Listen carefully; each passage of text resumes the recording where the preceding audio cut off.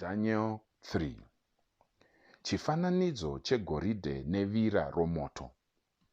Mambo Nebhukadhinezari akaita chifananidzo chegoridhe chakanga chakareba makubhiti 60 uye makubhiti 6 paupamhi, akachimisa pabani redhura munyika yeBhabhironi.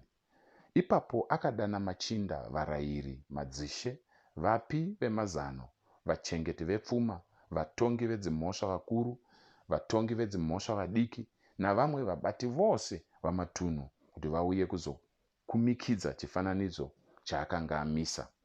Saka machinda, varayiri, madzishe, vapi vemazano, vachengeti vepfuma, vatongi navatongi vedzimhosva navamwe vabati vose vamatunhu vakaungana kuti vakumikidze chifananidzo chakanga chamiswa namambo Nebhukadhinezari, vakamira pamberi pacho. Ipapo mushamarari akadanidzira zvikuru achiti, izvi ndizvo zvamunorayirwa kuti muite, imi vanhu, nemi ndudzi, nemi vanhu vemitauro yose, pamunongonzwa kurira kwehwamanda, nyere, mutopota, rudimbwa, mbira, mabhosvo nemhando dzose dzezviridzwa. Munofanira kuwira pasi mugonamata chifananidzo chegoridhe chakamiswa namambo Nebhukadhinezari. Ani naani asingawiri pasi achinamata achakandwa muwira romoto pakarepo.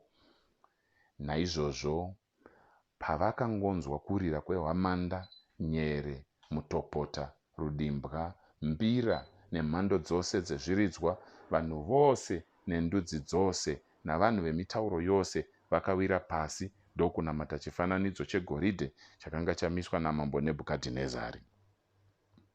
Panguva iyi, vamwe voruzivo nezvenyeredzi vakauya pamberi vakatuka vaJudha.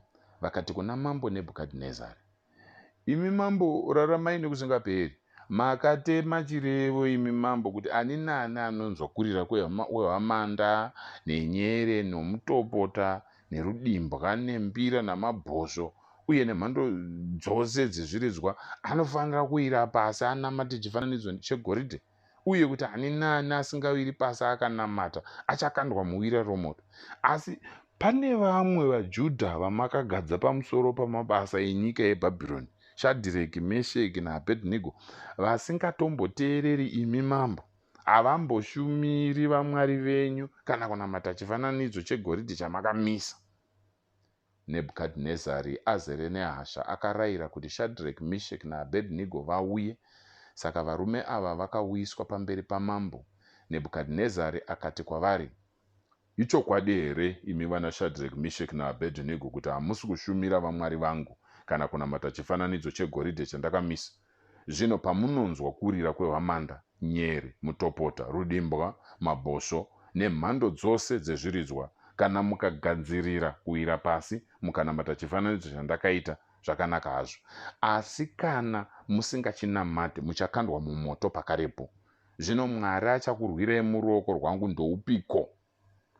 Shadhireki, Mesheki naAbhedhinego vakapindura mambo vakati, imi Nebhukadhinezari, isu hatifaniri kuzvirwira pamberi penyu pamusoro penyaya iyi. Kana tikakandwa mumoto unopfuta, Mwari watinoshumira anogona kutiponesa pauri, uye achatirwira paruoko rwenyu imi mambo.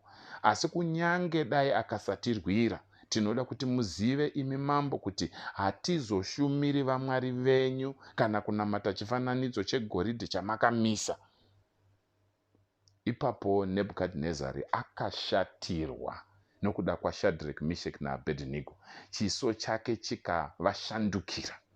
Akarayira kuti vira romoto riveserwe moto unopisa kwazvo kukunda unosiveserwamo kanomwe. Uye akarayira vamwe vavarwi vehondo yake vakasimba kwazvo kuti vasunge Shadhireki, Mesheki naAbhedhinego vavakande mumoto uyu waipfuta kwazvo. Saka varume ava vakapfeka nguo dzavo namabhurugwa avo nenguwani dzavo nedzimwe hembe, vakasungwa ndokukandwa mumoto waipfuta kwazvo. Kurayira kwamambo kwakava nechimbi kwazvo, uye choto chaipisa kwazvo zvokuti moto wakauraya varwi vakakanda Shadhireki, Mesheki naAbhedhinego. uye varume vatatu ava vakasungwa zvakasimba, vakawira mumoto unopfuta kwazvo. Ipapo mambo Nebhukadhinezari akasvetuka achishamisika kwazvo, ndokubvunza vanamupamazano vake achiti, ko, havasi varume vatatu vatasunga tikakanda mumoto here? Vakamupindura vachiti, ndizvozvo mambo. Iye akati, tarirai, ndiri kuona vanhu vana vachifamba-famba mumoto vasina kusungwa uye vasina kutsva, uye wechina anoratidzika somwanakomana waMwari.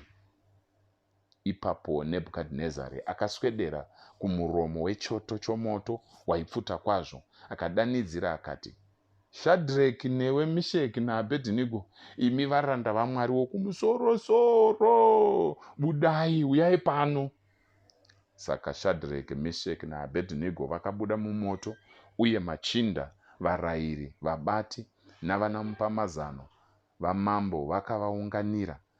Vakaona kuti moto wakanga usina kumbokuvadza miviri yavo, uye nebvudzi remisoro yavo harina kumbotsva, uye nguo dzavo hadzina kutsva, uye pakanga pasina kunhuhwa kwomoto pavari. Ipapo Nebhukadhinezari akati, Mwari waShadhireki naMisheki naAbhedhinego ngaarumbidzwe, iye akatuma mutumwa wake kuzorwira varanda vake, ivo vakavimba naye, vakazvidza murayiro wamambo, uye vakazvipira kurasikirwa noupenyu hwavo pano kuti vashumire kana kunamata vaMwari vapi zvavo kunze kwaMwari wavo. Naizvozvo ndinotema kuti vanhu vorudzi rupi kana mutauro upi zvavo vanotaura chinhu chipi zvacho chinopesana naMwari waShadhireki naMesheki naAbhedhinego vatemwe-temwe, uye dzimba dzavo dziitwe madurunhuru amarara, nokuti hakuna mumwe Mwari angaponesa nenzira iyi. Ipapo mambo akasimudzira Shadhireki, Mesheki naAbhedhinego munyika yeBhabhironi.